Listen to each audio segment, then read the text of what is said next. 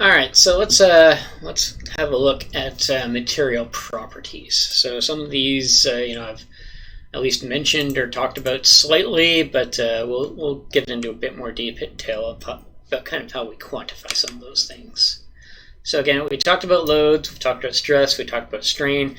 How do those things relate? So how do we define how stiff a material is? How do we define how strong a material is? How do we find how tough a material is?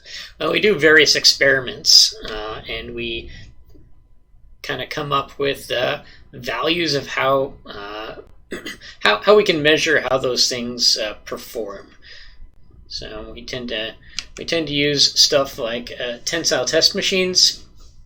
So these suckers can grip onto specimens and pull them apart. So we can relate how the applied load we put on that thing relates to the deformations, how much it stretches when we pull upon it. The relationship between the stress and the strain, which we can determine from our applied load.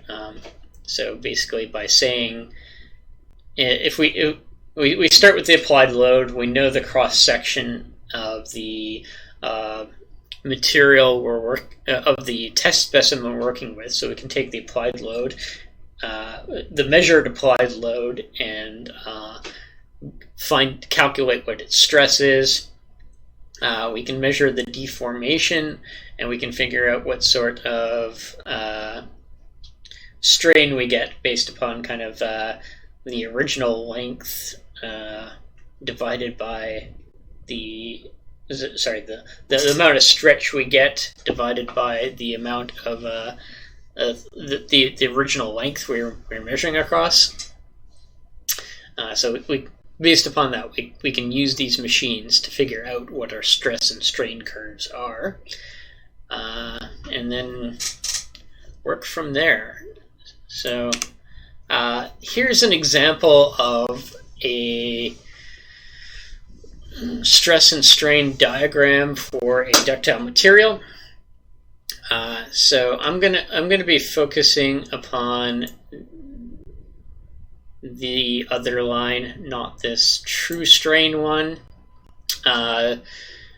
You'll worry more about that when you start taking your materials courses, but basically, essentially what happens is when you get to really high stresses, you get a condition called necking, where it starts to fail, the specimen will have it'll start stretching out in the middle, and it'll have its cross section will significantly start to decrease.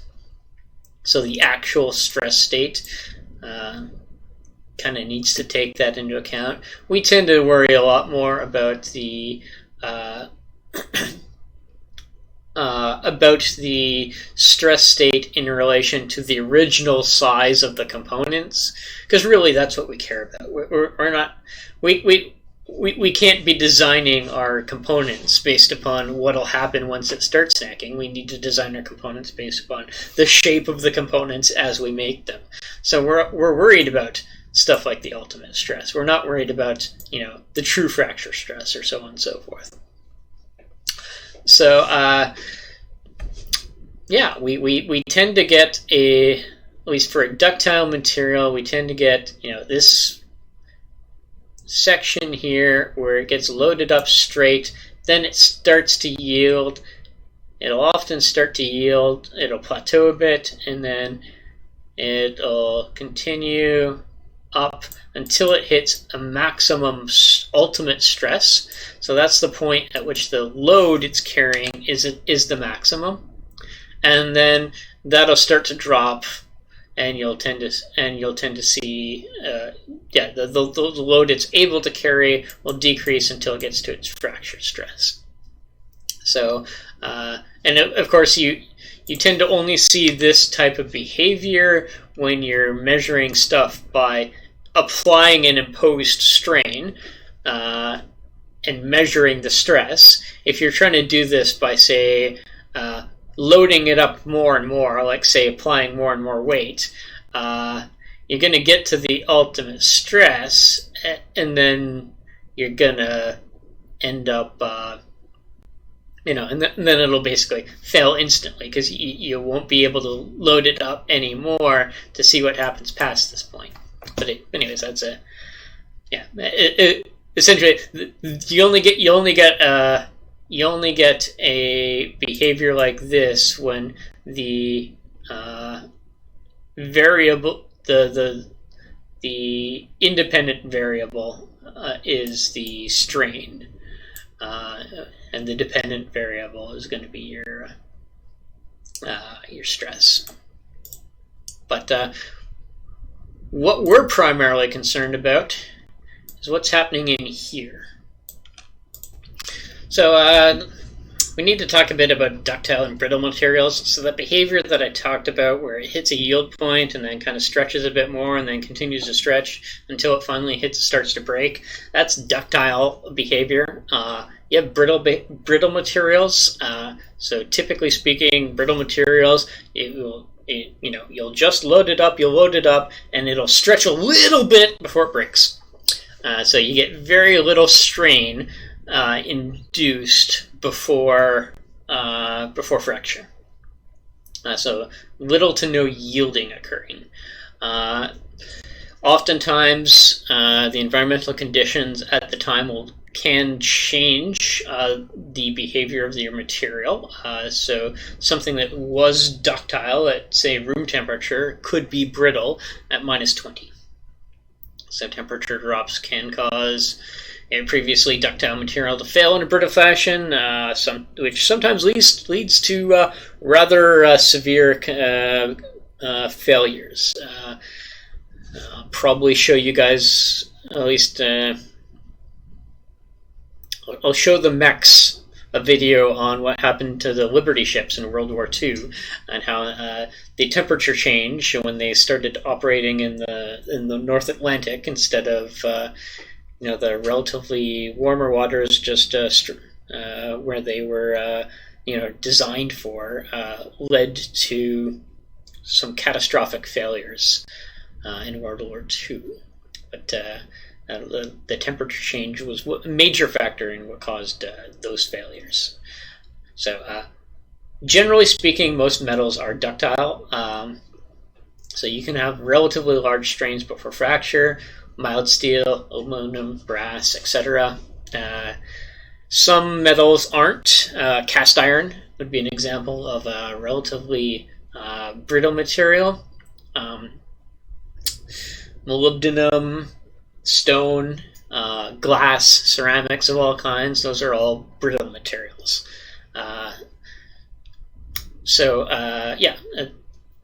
Though generally speaking, ductility is preferred because it allows you to have a more graceful failure. If you are going to have a certain strength a certain stress level that occur, which is beyond what you designed it for. Maybe it got hit by something or so on and so forth, and your yield strength is exceeded, and failure occurs. At the very least, it's not going to shatter as a result. So, and of course, like it says here, we do tend to still see wide variation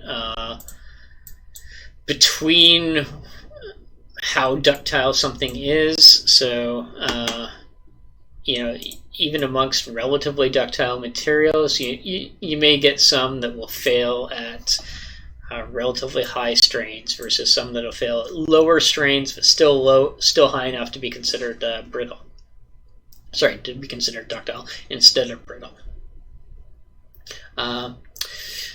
This line here, that's kind of in relation to what I taught to this. This material that this kind of shows a bit of a constant stress yield zone. So a lot of materials don't have that. So we need to define the yield strength in a different manner. So we use what we call 0.2% strain offset. 0.2%. I should have thrown a percent in there. But essentially, so this is an example of kind of what might be happening for an aluminum alloy. It doesn't get that behavior. So we need to, instead it just gets the, you got a line here, it's linear here, it's linear here, it's linear here, and then the slope starts to drop off. And we kind of need to define a certain point. So essentially what happens is when we're talking yielding, what yielding is permanent deformation. So what will happen is when we load this thing up, if we get past a certain point, if we get past the yield strength, when we deload it, when we reduce the stress, it's not going to go back down like this to zero. What'll happen is if we load this thing up from zero, it'll get to a certain point, it'll start to yield, and then when we unload it, it'll go back down like this. So the slope of this line here, the slope of the deloading line, is going to be the same as the slope of the initial load line. And we're going to get a certain amount of permanent deformation. So essentially, how they define the 0.2%, the yield strength is based upon, typically speaking, a 0.2% offset, which means it is the stress level at which you will induce a permanent 0.2% strain. So this stress here is going to be the stress at which we have a permanent 0.2% strain level induced. So basically that's us saying, all right, there's enough permanent deformation going on here that we can say, all right, that's certainly yielded. So the 0.2% offset is a measurement that can be used to define the yield strength. It's the most typical one that's used. For some materials, you may be a bit more worried about, not for some materials, for some applications, you may be a bit more worried about ensuring that you get as little permanent deformation as possible. So you may be working with, sometimes they also use a 0.01% offset. So basically kind of going from here until this line crosses that line, and we'd be working with something closer to here or something like that. But the 0.2% offset is the most typical value that's used. So here's just an example of a typical ductile material. So it's going to be loaded up. It'll start to yield. It'll yield for a bit. As you continue to load it up, it'll continue to increase its strength, its stress level, and strain will induce, and then eventually you get failure. So if you go back to your definitions of energy, so energy is force times a distance. So essentially we got something related to force and something related to distance here. So the area under this graph here is kind of the energy that's absorbed by the material during the process. So for a brittle material, it's absorbing very little energy before it fractures. It might be going to higher stress levels. So oftentimes, for say very high, for brittle alloys of steel, oftentimes the strength of them is fairly high. They can get to higher strength levels, but they're not absorbing as much energy before they break. And when they do break, it's quite sudden, it's quite rapid.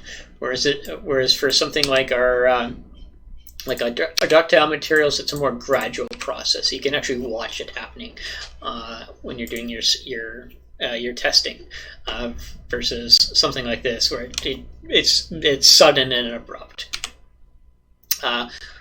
Another thing that may be important depending on your application, oftentimes brittle materials, they're a lot stronger in compression than they are in tension.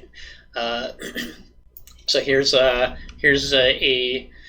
stress strain diagram for a particular alloy of gray cast iron. So it is able to withstand stress levels in compression that are, well, about 6 times as high as in tension. So it's it's certainly a lot stronger in compression than it is in tension. So during your physics classes, you should have learned about Hooke's law. So Robert Hooke here, he's the one who kind of first noticed that when you take a spring and you stretch it, the amount that the spring stretches is proportionate to the amount of load you put on the spring. So it's fairly important. That was, I believe, in the 1600s. Next came along Leonard Euler. That's Euler, not Euler. He was the one who kind of first realized that it works for not just springs but materials in general. The problem with Euler is that he wrote a lot of stuff, and if we started naming everything that he wrote about first after him, then half of physics and engineering would have his name on it. So like many things,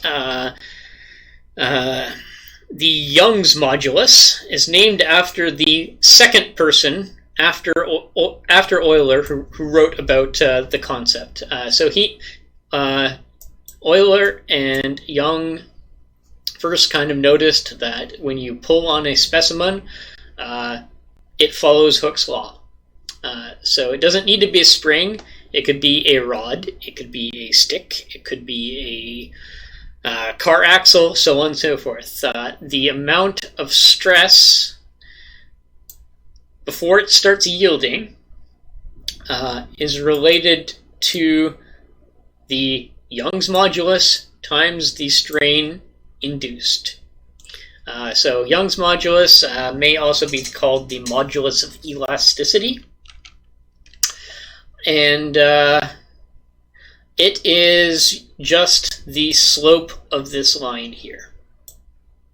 So typically speaking, classes of materials, like if you have a steel alloy, it will, typically speaking, have very close to, if not the exact same, Young's modulus as other steel alloys.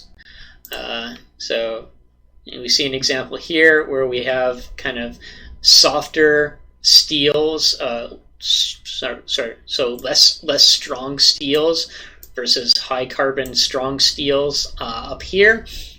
The Young's modulus is the same. They're kind of stretching the same until they hit their yield strength, and then the deformation changes. And the rest of the graph isn't shown. It still does most of these still do the whole necking and so on and so forth. But this is just immediately near the yield strength that's shown here. But they've got the same slope up until they hit the yield point. They just have different yield points. So that's typical for aluminum alloys will typically have yield stress. Young's moduli the same as almost all other aluminum alloys, and steel, and so on and so forth. So yeah, the stress strain curve has an initial slope of the Young's modulus. So that's denoted by E, is how we talk about that. So here's just another example. So to give you an example of the scale of things, oftentimes when we're dealing with this, we hit, at least for ductile materials, we hit the yield strength at a relatively low amount of strain. So oftentimes they'll zoom in on just the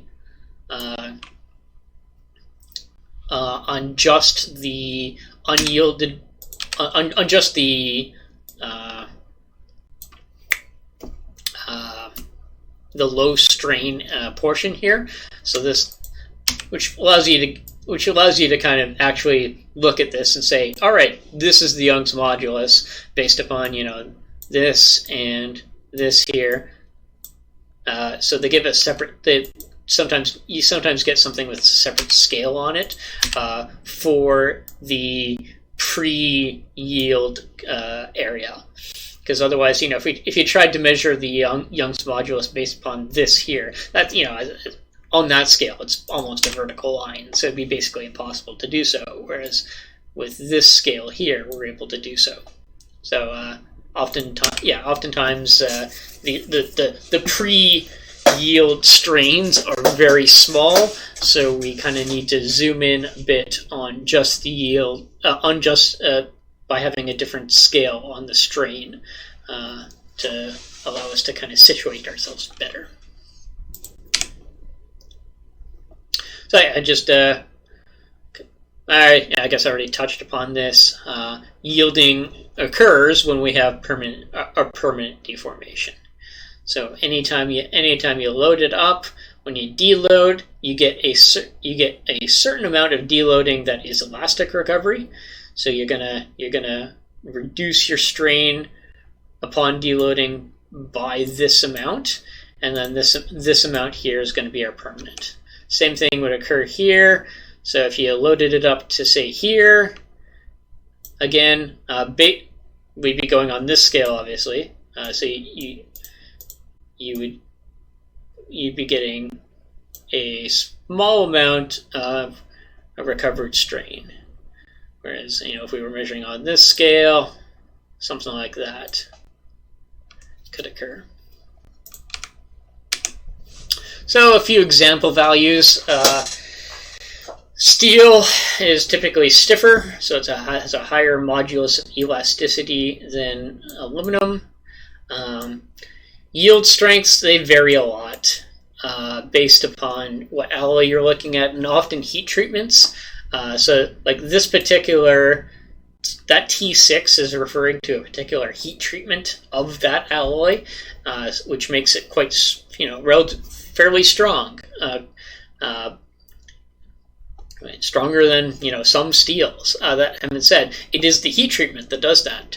And again, you will learn a lot about why in your materials courses with Dr. Duke next year. But you just need to keep in mind that it's the particular type of aluminum that might be that strong. Oftentimes, many others are going to be weaker than steel. Ultimate strengths as well. So ultimate strength is again based upon the maximum value that we get here before necking starts to occur and before it starts to drop off. Rubber, for example, relatively low modulus of elasticity. So typically speaking, moduli of elasticity in metals is measured in gigapascals, or they always say KSI times 10 to the third, which is really an MSI, a mega pounds per square inch, but they never say they never use that. They completely bastardized the SI system by throwing on a kilo instead of using an M when they could. But, you know, it is what it is. So yeah, we've also got toughness. So like I said, a modulus of toughness would be basically taking the measuring the area underneath this curve. So that's how much energy this thing can absorb before it ultimately breaks. So you know, if you have a higher carbon steel, it's going to be stronger in yield strength, but it's going to be less ductile, so it's going to have a lower modulus of elasticity. So a high strength, you know, both in terms of yield strength and in terms of ultimate strength, can have a lower modulus of toughness. Whereas something like this could have the largest toughness, be the toughest material because it's got a good combination of ductility, it stretches more, and strength. Whereas something like this, the soft steel, it's not as strong, so it breaks at a lower point, but it stretches more. So, you know, depending on your applications, you may value one of these more than the other. You know, generally, obviously, if you could get the best of both worlds, a high strength and high ductility material, then you should go for that. But you know, like everything else in engineering, it's all about trade-offs. And again, I would like to note that they all have the same initial Young's modulus. The slope here is the same. So we've also got this concept called Poissons Ratio. So basically, when you take something and you subject it to axial forces, if it elongates axial, it's going to contract laterally, and vice versa. So here's an example shown for compressive. We got this rubber sample here, and we're pushing downward on it. So we're inducing a negative axial strain. But as we do so, it's stretching out. It's getting fatter. So it's compressing laterally, and then it's seeing a positive. It's compressing longitudinally or axially, and it's seeing a positive strain in the lateral directions. So, for an example here, if we've got a bar, just a straight cylindrical bar, original radius r, original length of L, and we subject it to a tensile force P. So P, the force there, is going to induce a particular amount of stress. So that stress there, that's just going to be equal to P over A on average. So whatever load we have divided by pi r squared. And then that stress divided by our Young's modulus is going to give us our elongation. So it's going to give us our strain in the axial direction, which means we can calculate our elongation, our delta here, based upon the original length. So we're going to get a certain amount of stretching. But as it does so, as we stretch it out, the thing's going to get thinner as well. So we're going to get a... so the longitudinal strain is a function of Hooke's law. And then we also get this lateral strain, so the thinning, which is a function of the Poissons Ratio effect. So the lateral strain, that's just going to be equal to the amount it gets reduced. So the amount the radius gets reduced divided by the original radius.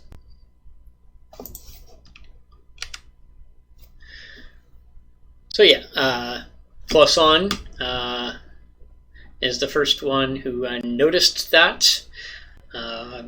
So he noticed that within an elastic range, so as long as we're not exceeding the yield strength, the ratio of those strains is constant. So we define it just as ratio of that lateral versus longitudinal. Got a negative value here because, again, most of the time when we stretch it out, when we stretch out our bar, this thing's going to get thinner, sometimes by a fair amount. So the maximum possible is 0.05, which is basically what rubber is. And some rubbers are like 0.49999, so on and so forth. Most metals are in about the 0.25 to 0.3637 range. Some, generally speaking, the more ductile a material is, the higher the Young's modulus is.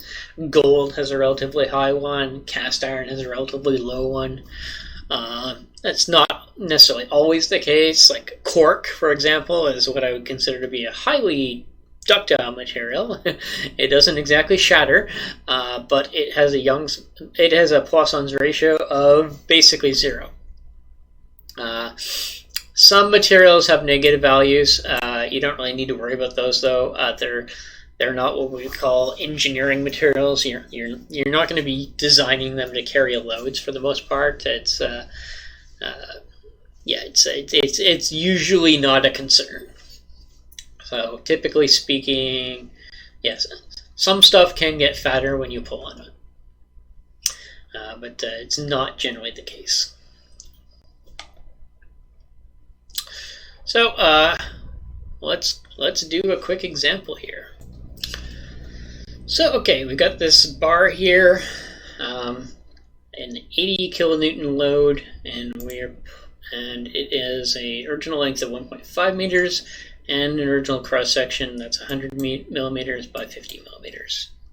So okay, first things first, we can take that load and we can kind of figure out what the axial stress is. So the stress in the Z direction, Z or ZZ, either way works.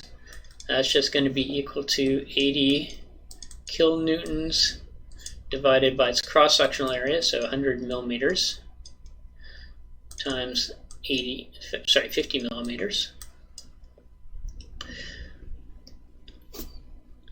And again, keeping in mind our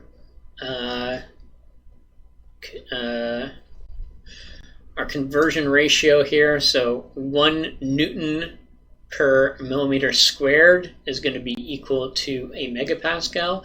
So if we take these numbers here and divide it and multiply it by 1,000, because we got that kilo there, then that'll give us our answer in megapascals.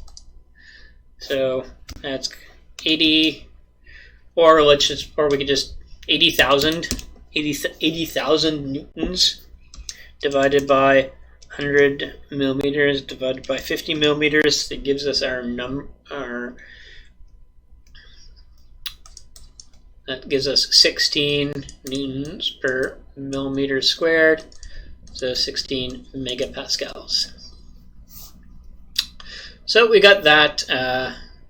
If we want to know what our strain is, again, we know that our stress divided by our Young's modulus is equal to our strain in the longitudinal direction. So what's our Young's modulus? So we got this bar here, and we were told that it was A37 steel. So go to the back of your textbook, Hibbler's this time. We're working with Hibbler now. And we can look at our steel alloys here. So the Young's modulus for that alloy of steel is 200 gigapascals. So again, that is typical for most structural steels. Less so when you get into stainless, because then you're starting to throw a lot more other stuff into it. But 600, sorry, did I say 600? I meant 200. 200 gigapascals. My bad. So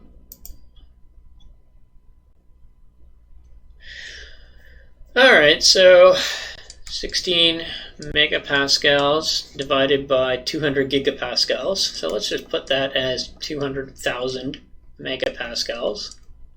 Gives us our longitudinal strain. Might also write that as epsilon ZZ. So 16 divided by 200,000. It gives us it gives us 8 times 10 to the negative 5. And again, that would be in millimeters per millimeter, or meters per meter, or whatever. So if we want to figure out what our longitudinal stretching is, that's just going to be equal to 8 times 10 to the negative 5 times our 1,500 millimeters. Because our original length here, 1.5 meters, so put it in terms of millimeters.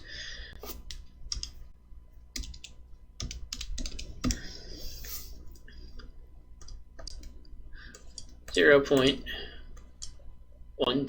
millimeters. So that's how much stretching we have of the bar overall. And again, that is going to correspond, along with that stretching, we're also going to get a certain amount of contraction of the cross-section area of this bar. So we know what the longitudinal strain is, and we can find out what the lateral strain is. It's going to be based upon our longitudinal strain times negative Poissons ratio. So 8 times 10 to the negative 5 times the Poissons ratio for this material is, we're looking at 0.32. So negative 0.32. So that'll give us a lateral strain 8e negative 5 times negative 0.32. That's going to be negative 2.56 times 10 to the negative 5. So based upon that, we can go ahead and figure out what our cross-sectional changes are going to be. So we've got the y dimension here. The height of this bar is 50 millimeters. So the new height, let's call that just big Y. No, let's call it H. H is going to be equal to 50 millimeters times 1 plus your strain.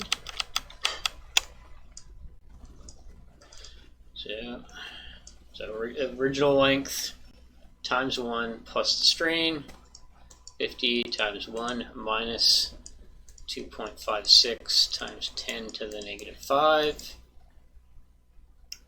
So that's going to be equal to 1 minus 2.56 e negative 5. Syntax error, probably not what I was going for.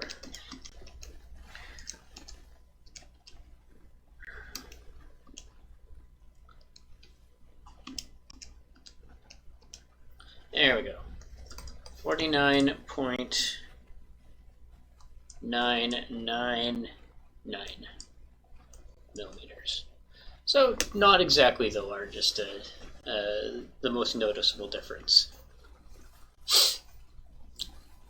What we can do is we could do the same calculation for our width here, the 100 millimeters. That having been said, we know that that both lateral strains are going to be the same. Both the strain in the y direction and the strain in the x direction here.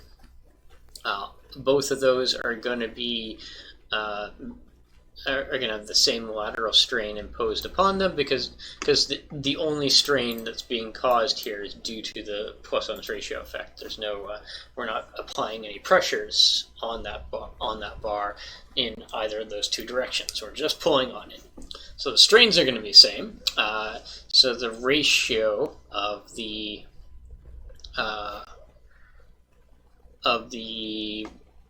new dimensions to the ratio of the height and the width in the old dimension and the ratio of the height and the width in the new dimension is going to be the same. So essentially, if the original bar was double the width of the height, then the new bar will also be double the new width and the height. So I'm just going to 2 times this in my calculator, and it gives us 99.99. That one ends up rounding to 0.7 millimeters there. Or, you could just redo this calculation and punch 100 in here instead of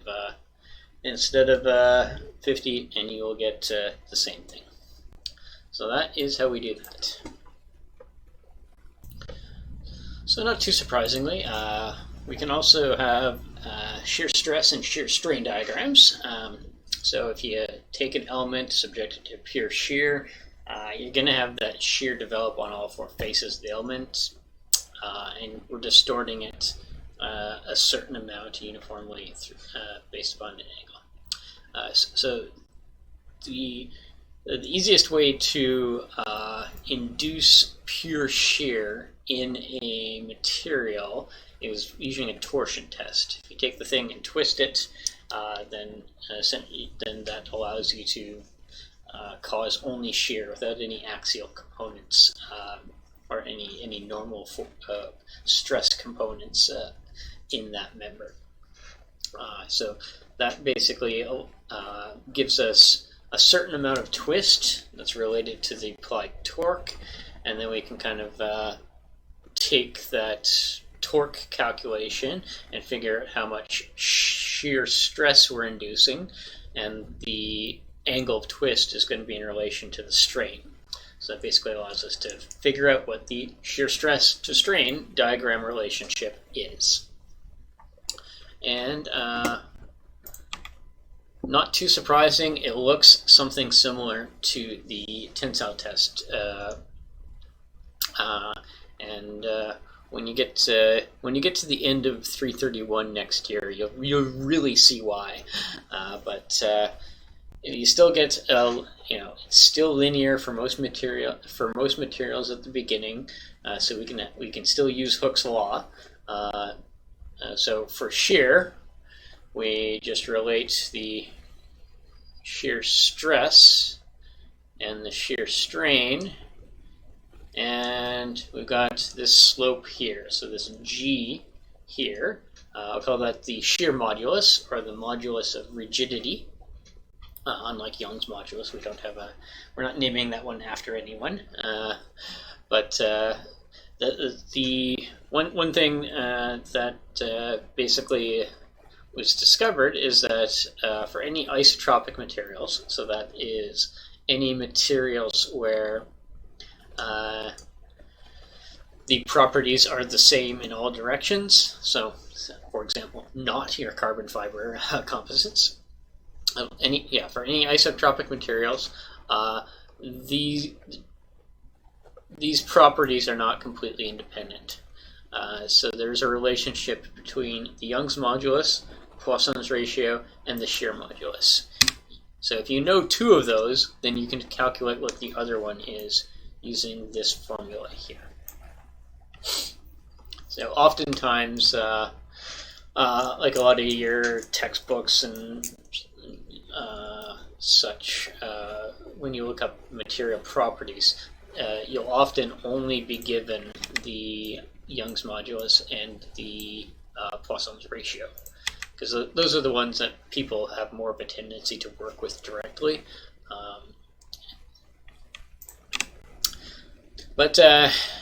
So based upon that, what we can do is we can kind of take,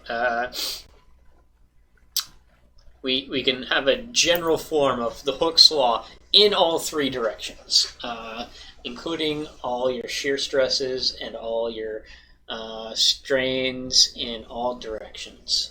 So essentially, this is just kind of taking these formulas that we had developed here for how the strain relates with loading in different directions and combining everything together. So again, this is basically saying that if you increase this stress here in the x direction, it is going to cause strain in the x direction, and it is also going to cause a negative strain in the y direction based upon Poissons ratio, and a negative strain in the z direction based upon Poissons ratio. If you apply a stress in the y direction, it is going to cause a negative strain in the x direction times your Poissons ratio. It's going to cause strain in the y direction, and it's going to cause a negative strain in the y direction, in the z direction based upon Poissons ratio, and so on and so forth. So the axial stresses, those all affect, any axial stress that you impose will affect the axial strain in all directions due to Poissons ratio. So these three show up in the axial strain or normal strain calculations for all three directions. Shear stress, on the other hand, shear stress only causes the shear stress on the plane that you're looking at.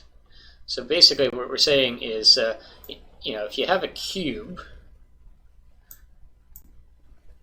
let's pretend that actually looks like a cube, and you apply some sort of shear stress to it, and that distorts the cube.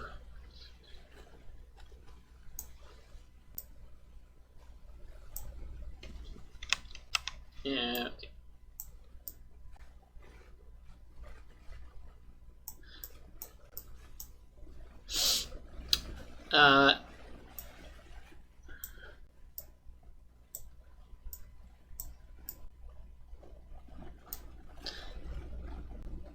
So that's going to change the shape of these faces here. That having been said, so this face and the opposite face. So if we put, if this is x, this is y, and this is z. So the shape of the face on the xy plane, when we apply an xy shear, is going to change. It's going to be distorted. If we're looking at what happens to this face here, however, or this face here, this thing doesn't change shape. This thing doesn't change shape at all. It might get tilted over, but the shape remains the same.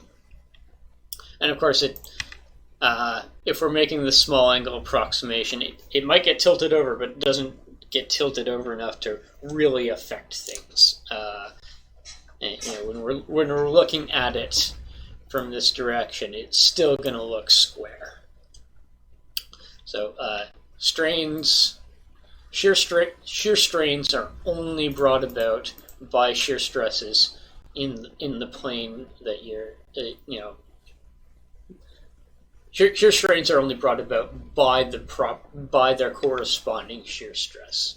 They're not brought about by any other shear stress, and they're not brought about by any of your normal stresses. So these sections, oftentimes, if you're doing Hooke's law calculations, general Hooke's law calculations, you might just only be looking at this portion. Or if it's a pure shear, then you might only be looking at, this corner of the diagram instead of examining the entire thing.